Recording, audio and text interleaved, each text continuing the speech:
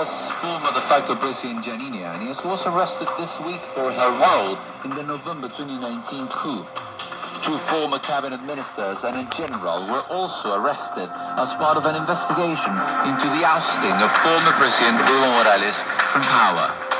Before being imprisoned in a women's unit in the capital La Paz, Ms. Áñez tweeted, "The political persecution has begun."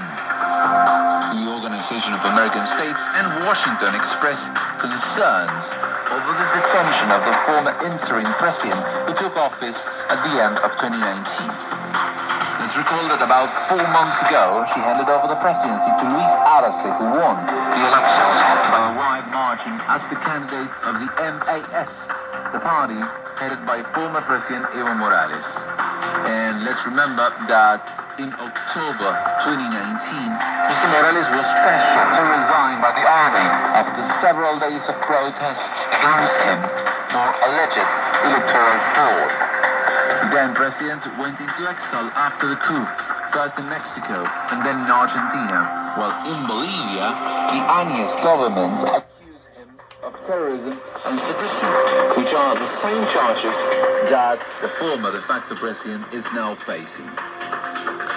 In the meantime, Ecuador recalled its ambassador to Buenos Aires for consultations following a rift between President Alberto Fernández and Lenín Moreno.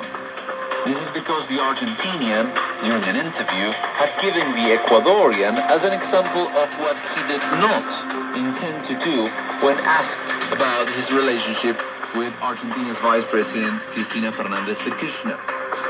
It should be noted that Moreno's former Vice President, Jorge Glass, was imprisoned for corruption, although he claims that the case is a political persecution promoted by Moreno.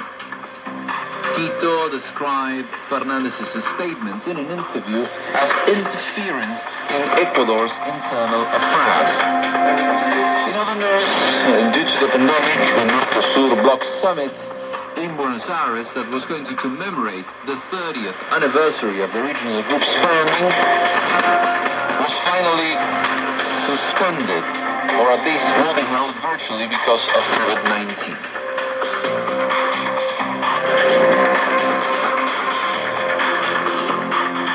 February inflation in Argentina was 3.6%, according to figures issued by the official statistics agency, the INDEC. This brings the increase in the price index to almost 8% so far this year, which casts doubts on whether the government's annual target of 29% set out in the budget will be met.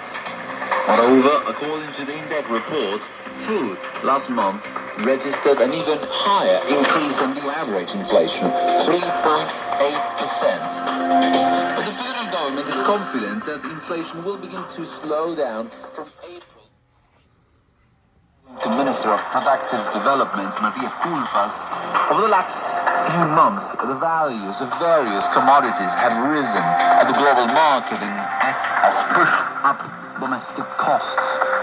In addition, he continued the economic reactivation after the travel confinement led to an overheating in prices.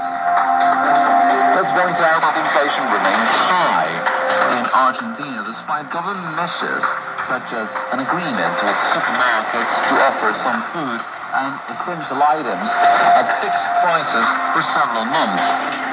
Other factors, economists have been pointing out, complicate the control of inflation in the short term.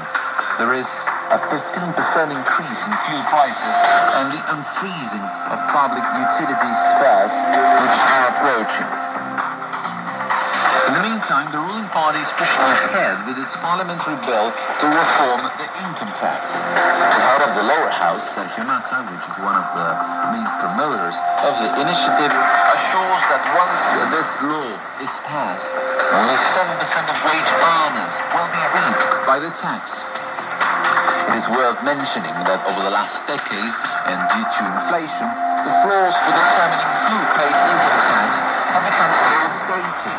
And as a result, many middle-income workers and pensioners began to be taxed as big earners when a generation ago only the few with high purchasing power were subject to the income tax.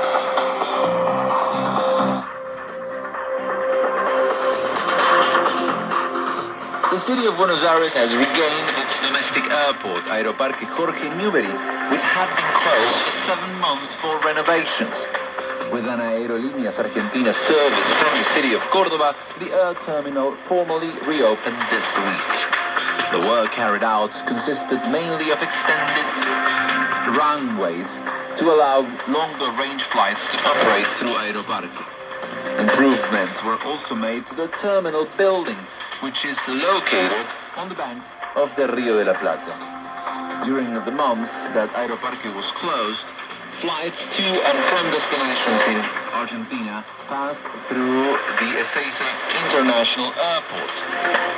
In another development, 5G communications technology trials began this week in Argentina. Ericsson, Nokia, and Huawei presented demonstrations to officials of the National Telecommunications Agency. And according to the news agency Telem, the high-speed data transmission that 5G allows was presented through trials with video games, driverless vehicles,